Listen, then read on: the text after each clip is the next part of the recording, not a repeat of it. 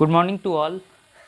पिछली कक्षाओं में हमने पढ़ा कि सत्ता की साझेदारी क्या है, सत्ता की साझेदारी क्यों ज़रूरी है, और अब हम पढ़ेंगे कि सत्ता के साझेदारी के रूप कौन कौन से हैं, सत्ता की साझेदारी किन स्तरों पर विभाजित हुई है, या सत्ता की साझेदारी का वितरण किस रूप में हुआ है।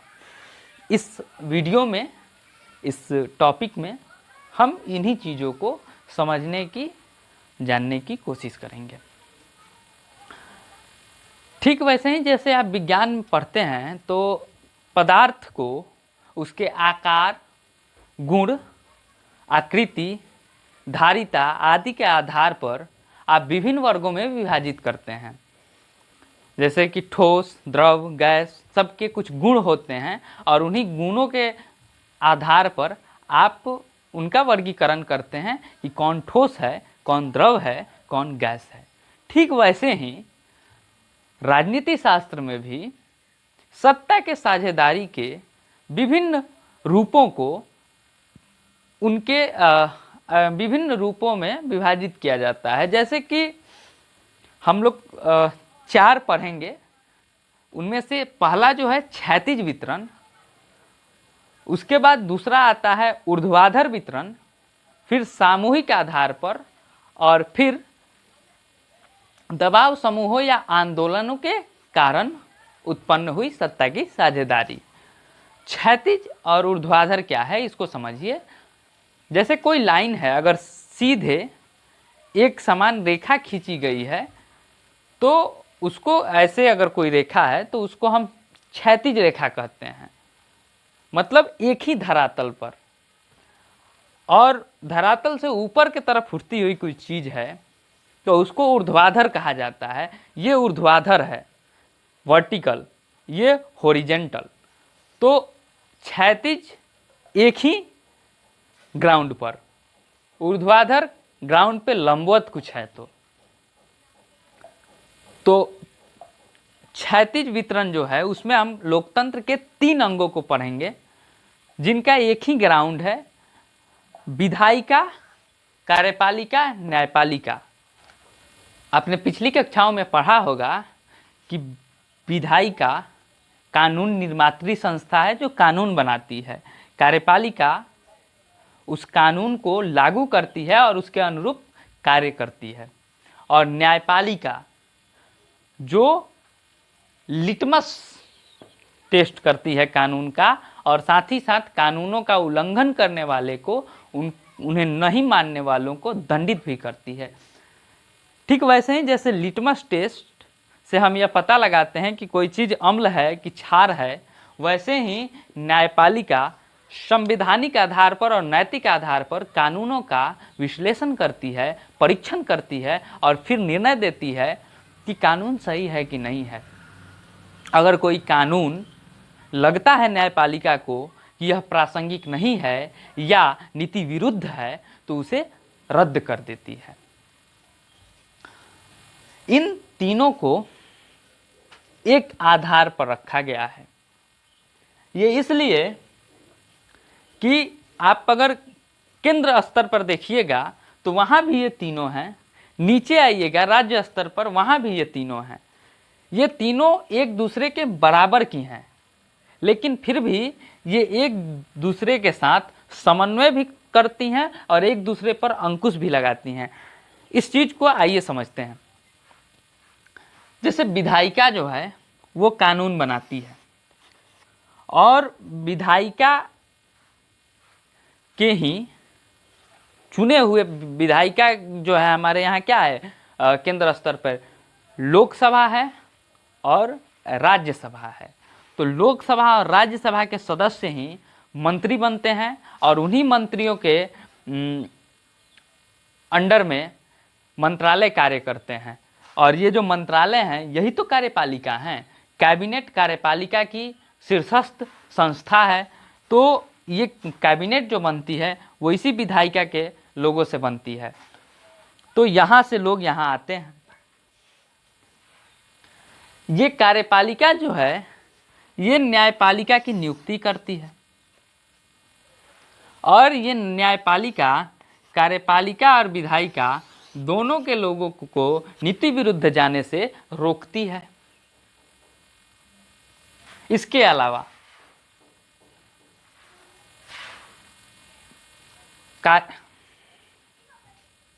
नीति विरुद्ध जाने से रोकती है।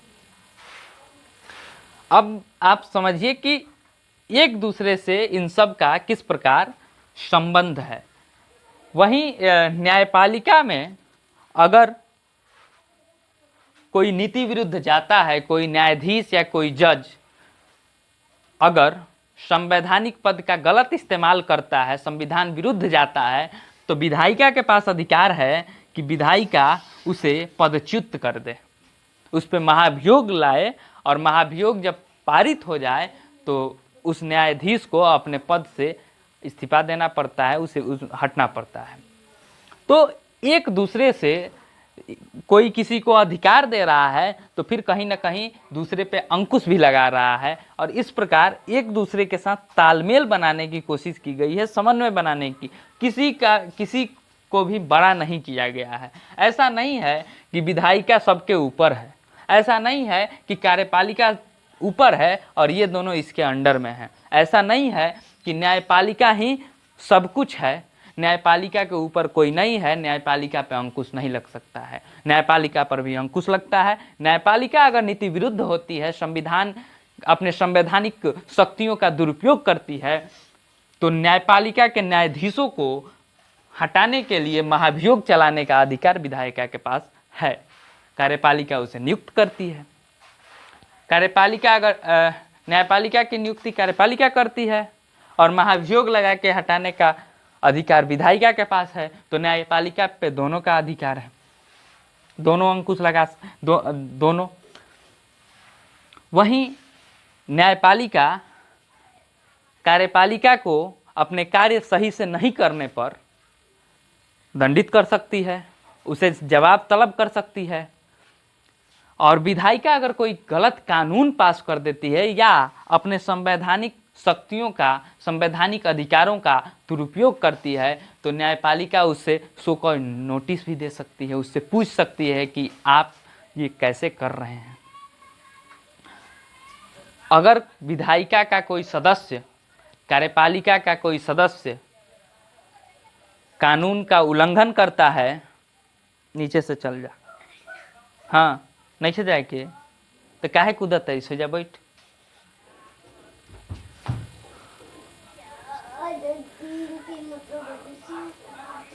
अगर उल्लंघन करते ही कुछ कहत रहता है। अगर विधायिका या कार्यपालिका का कोई सदस्य किसी कानून का उल्लंघन करता है तो न्यायपालिका उसे भी सजा देती है, उसे भी दंडित करती है। तो इस प्रकार से एक जाल बना हुआ है, सारे लोग सबसे जुड़े हुए हैं, सबका सब पे अंकुश भी है। अगर ड्राफ्टिंग का काम कानूनों का कार्यपालिका का होता है, तभी तो विधायिका उसे पारित करती है। कार्यपालिका ड्राफ्ट करती है विधायिका के लिए कानून। कुछ कानून ऐसे भी होते हैं जो उसमें अब ज़्यादा डीप में जाएंगे तो हम पाएंगे कि इसको छोड़ देते हैं, ड्राफ्टिंग काम करती है, ठीक है। जो नीचे रसगुल्ला खाए, रसगुल्ला बन होगा।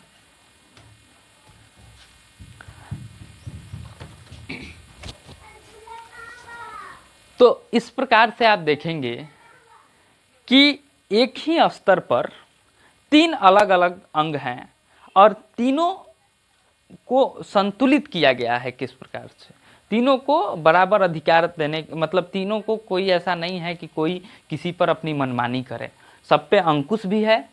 तो यही है, यही तो साझेदारी है। और क्या है साझेदारी?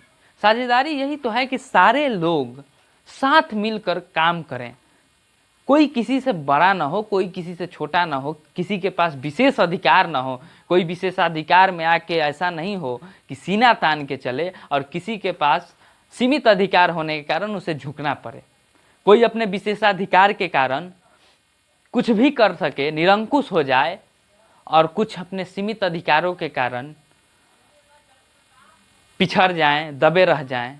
तो ठीक वैसे ही संस्थाओं को के बीच भी तालमेल और समन्वय बनाने की कोशिश की जाती है लोकतंत्र में, ताकि सारी संस्थाएं जो हैं निरंकुश न हो और अपना काम सही से करें। इसीलिए तो कानून बनाने का काम जिसको है उस पर भी अंकुश है, और जो अंकुश लगाने वाला है उस पर भी अंकुश है। ये खूबसूरती है लोकतंत्र की। अब हम दूसरा जो है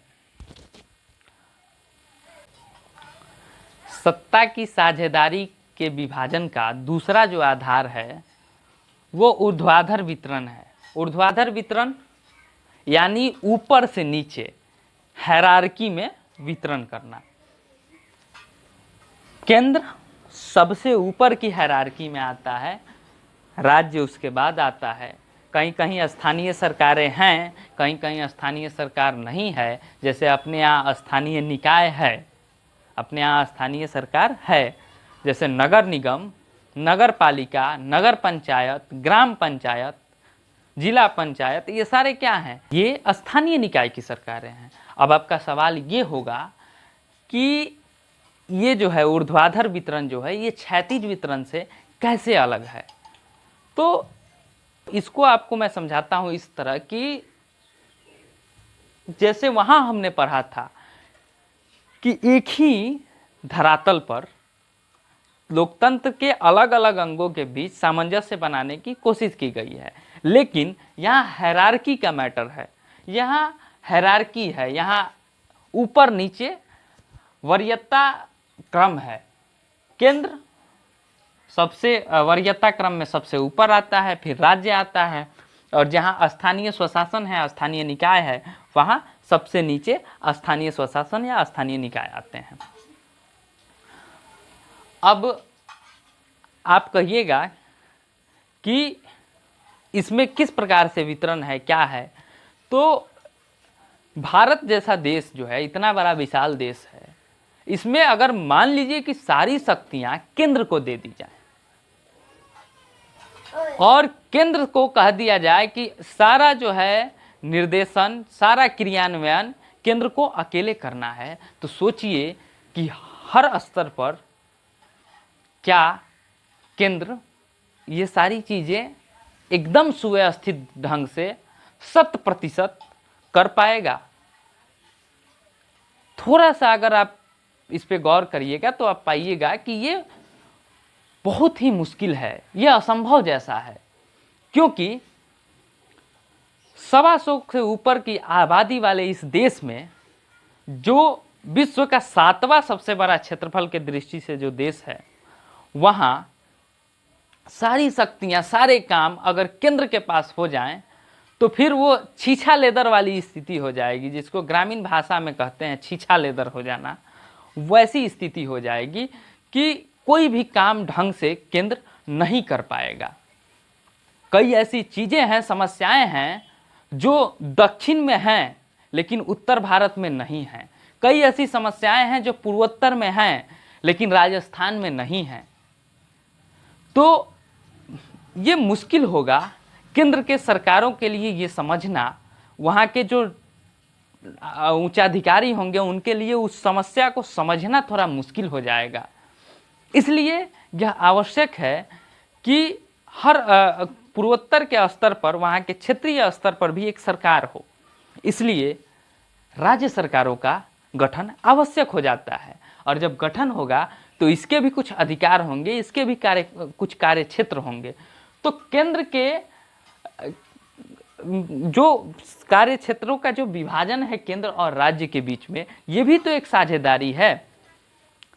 अगर अधिकारों का वितरण हो जाता है तो ये एक साझेदारी है कि पिछले कक्षा में मैंने आपको एक उदाहरण दिया था कि एक घर में 3-4 भाई हैं, तो उनकी कार्य क्षमता जो है उस आधार पर उनके कार्य विभाजित हैं। जो सबसे बड़ा भाई है वो घर पे रहता है, कृषि कार्य करता है, और जो कमाते हैं उनके ऊपर फाइनेंशियल सपोर्ट का जिम्मेवारी है।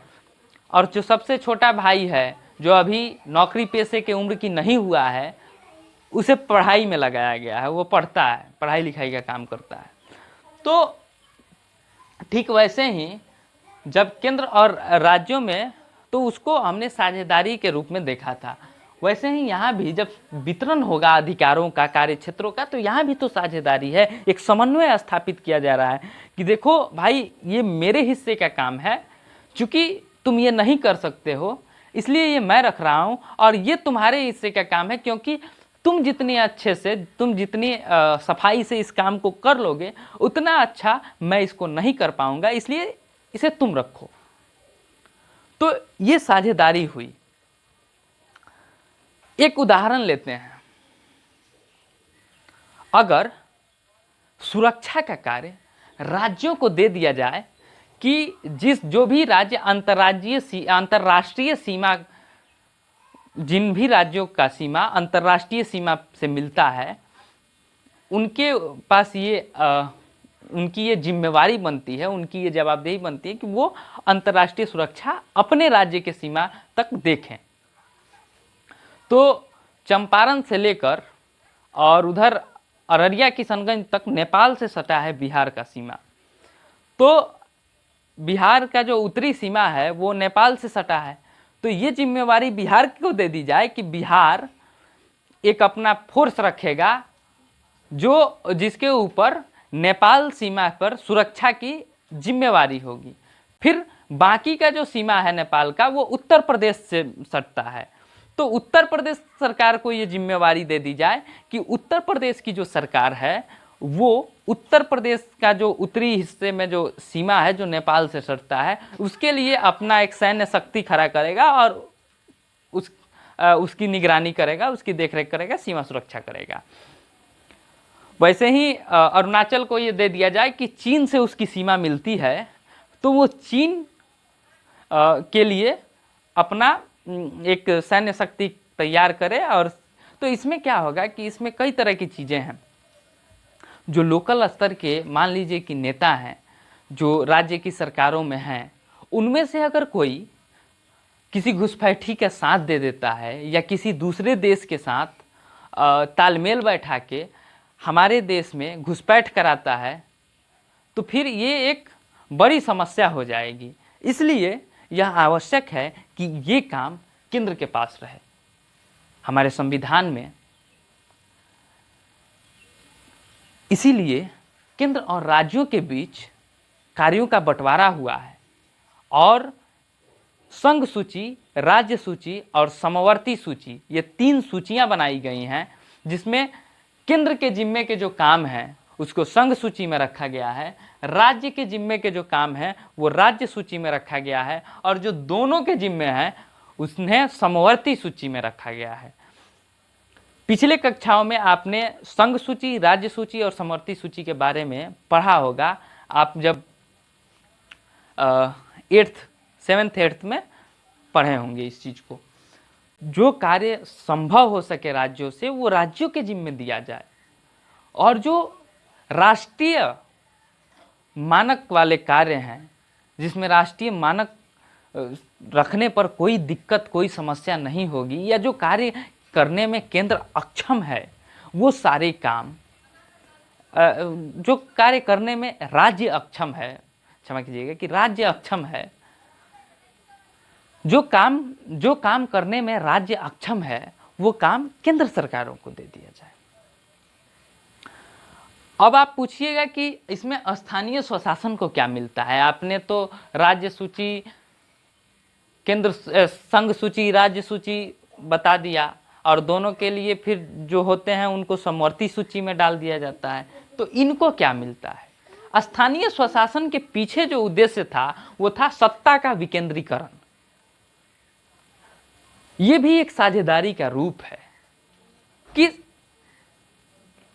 और मतलब आपने केंद्र से कुछ शक्तियां लेकर, उनके कुछ कार्य क्षेत्रों को उनसे लेकर राज्य को दे दिया कि स्थानीयता पर ध्यान जाएगा लोगों का। स्थानीय स्तर पर जब पॉलिसीज बनेंगी, जब नीति निर्धारण होगा तो ज़्यादा मदद मिलेगी। फिर भी कुछ खामियां रह गई नीति निर्धारण में, तब आपको ये एहसास हुआ कि नहीं, इसको और तोड़ा जाए, तो कुछ ऐसे काम, कुछ ऐसे बुनियादी ज़रूरतें थीं, उनका क्रियान्वयन हमने स्थानीय सरकारों को दे दिया। यही विकेंद्रीकरण है। विकेंद्रीकरण में मान लीजिए कि वो केंद्र के क्षेत्र का कार्य है, लेकिन केंद्र के क्षेत्र का अगर विषय है और लेकिन उसका क्रियान्वयन ग्राउंड लेवल पर, स्थानीय स्तर पर करने में केंद्र उतना सक्षम नहीं हो पाता है, तो उस कार्य में स्थानीय सरकारों को इन्वॉल्व किया जाता है, पंचायती राज को इन्वॉल्व किया जाता है, नगर निकायों को इन्वॉल्व किया जाता है। राज्य का विषय है। अब आपके बिहार में पेयजल को लेकर जो भी योजनाएं चल रही हैं, वो क्या है? वो केंद्र और राज्य दोनों के विषय हैं। ये जो आपके बिहार में योजनाएं चल रही हैं पेयजल को लेकर, ये क्या है? ये समवर्ती सूची क्या है? जैसे अभी आपका नल जल जो योजना चल रहा है, ठीक ऐसे ही पानी को लेकर, पेयजल को लेकर झारखंड में भी योजनाएं चल रही हैं, अन्य जगहों पर भी चल रही हैं जहां पानी की समस्या है। ये केंद्र सरकार और राज्य सरकार दोनों का विषय है पेयजल। एक मंत्रालय होता है शहरी ग्राम आवास विकास मंत्रालय, ऐसे करके होता है, जो केंद्र में भी होता है, उसके मंत्री राज्य में भी होते हैं। तो ये राज्य और केंद्र दोनों के विभाग होते हैं।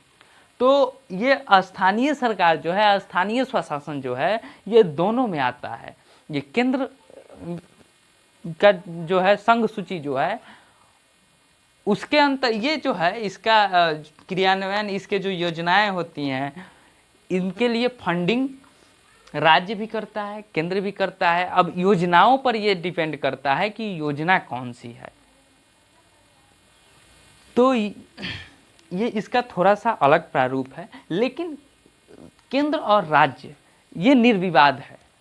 आपको दुनिया के तमाम देशों में एक सेंट्रल गवर्नमेंट मिल जाएगा, एक यूनियन गवर्नमेंट या सेंट्रल गवर्नमेंट होगा, और दूसरा वहाँ का लोकल या स्टेट गवर्नमेंट होगा, लोकल बॉडी या स्टेट गवर्नमेंट। जो छोटे राष्ट्र हैं, जो छोटे देश हैं, वहाँ लोकल बॉडी के रूप में ही स्टेट गवर्नमेंट होता है। अब अमेरिका जैसे देश में 50 से अधिक स्टेट हैं, भारत में 28 राज्य हैं और 9 केंद्र शासित प्रदेश हैं। ऐसे ही सब जगह अलग अलग विभाजन है। बेल्जियम की कहानी में हमने पढ़ा था कि वहाँ पर भाषाई लोगों के भाषाई समुदाय, अलग अलग भाषाई समुदाय जो थे, उनकी अपनी भाषाई सरकार भी बनती है, जिसमें उम्मीदवारी और निर्वाचन दोनों उस खास भाषा के लोग करते हैं। भारत में इस तरह का कोई निर्वाचन विधान तो नहीं है, परंतु भारत में भी सत्ता के साझेदारी में ये स्वरूप आपको देखने को मिलेगा। भारत में जो आरक्षण है, वैसे समूह जो सामाजिक और शैक्षणिक रूप से पिछड़े हैं, बैकवर्ड हैं, उनको विशेष प्रावधान के द्वारा उन्हें मौका दिया जाता है आगे आने का। यही आरक्षण है। तो सामाजिक और शैक्षणिक रूप से पिछड़े समूहों को ये दिया जा रहा है, और ये इसलिए ये भी एक सामाजिक समूह वाले स्वरूप का हिस्सा है आरक्षण। भारत में दूसरा कोई इसका स्वरूप मुझे अभी नज़र नहीं आ रहा है कि जिसका मैं उदाहरण दूं, लेकिन आप इसको स्पष्ट समझिए कि अगर भाषा के आधार पर, जाति के आधार पर, धर्म के आधार पर, संस्कृति के आधार पर सत्ता में साझेदारी मिलती है, तो ये क्या है? ये सामाजिक समूहों का एक स्वरूप, सामाजिक समूहों के आधार पर सत्ता की साझेदारी का एक स्वरूप है। अब चौथा का अध्याय है दबाव समूह और आंदोलन का जो लोकतंत्र में भूमिका होती है, उसको हम पढ़ेंगे।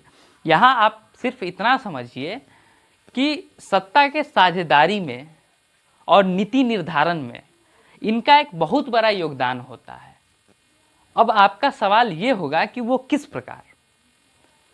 तो दबाव समूह शॉर्ट में समझ लीजिए कि होता क्या है। आंदोलन आम दिनचर्या में, आम बोलचाल की भाषा में, खबरों में आपने सुना होगा, इसलिए आपको आइडिया होगा कि आंदोलन क्या है।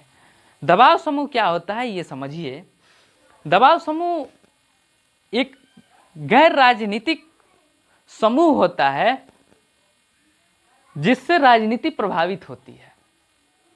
अब आप कहिएगा कि गैर राजनीति है फिर भी राजनीति से इसका ताल्लुक है, ये कैसे? तो ये सरकार में न रहकर सरकार पर प्रेशर बनाने का काम करता है, दबाव बनाने, इसीलिए इसको दबाव समूह कहते हैं। जैसे उदाहरण के तौर पर नर्मदा संघर्ष समिति जो है वो नर्मदा बचाओ अभियान कंडक्ट करता है।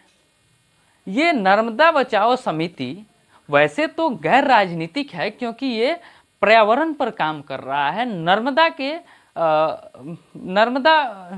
को बचाने के लिए, उसके संरक्षण के लिए काम कर रहा है। लेकिन ये नर्मदा बचाओ अभियान जो चलता है नर्मदा संघर्ष समिति के द्वारा, ये सरकार पर एक तरह से दबाव बनाता है, या ऐसे कहिए कि सरकार को बार बार रिमाइंड कराता है कि भैया तुमको पर्यावरण के लिए काम करना है और नर्मदा के संरक्षण हेतु तुम्हें काम करना है। गंगा को लेकर भी तमाम गंगा महासभा और कई तरह की संस्थाएं हैं। ये सारे जो हैं ये दबाव समूह हैं। ये सरकारों को प्रेशराइज करती हैं, ये सरकारों पर दबाव बनाती हैं पॉलिसी मेकिंग के लिए।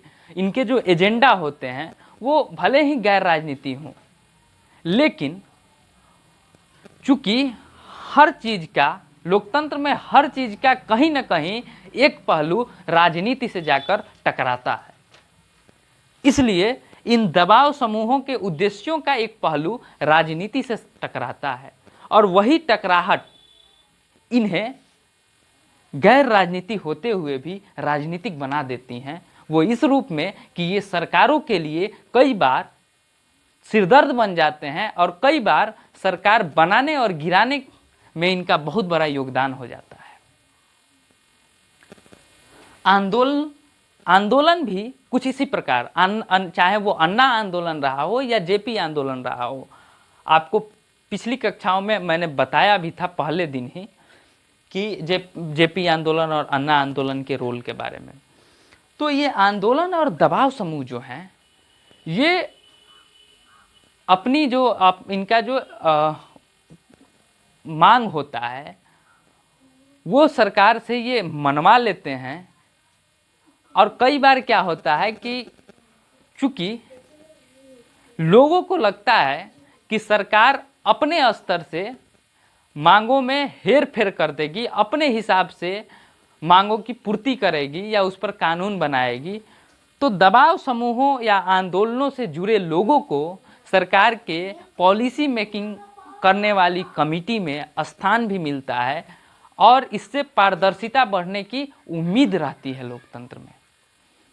और जैसा कि हमने पिछले वीडियो में पढ़ा था कि लोकतंत्र की आत्मा है सत्ता की साझेदारी, तो जब पारदर्शिता लोकतंत्र में आएगी तो लोकतंत्र और मजबूत होगा और सत्ता के साझेदारी की जो सकारात्मकता है, जो इसकी उपयोगिता है, वो सामने आएगी।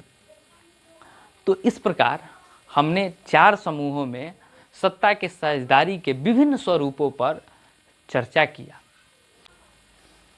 ये अध्याय यहीं पर समाप्त होता है और अगले वीडियो में हम धर्म, जाति और लैंगिक मसलों का जो अध्याय है उसे पढ़ेंगे। तब तक के लिए धन्यवाद।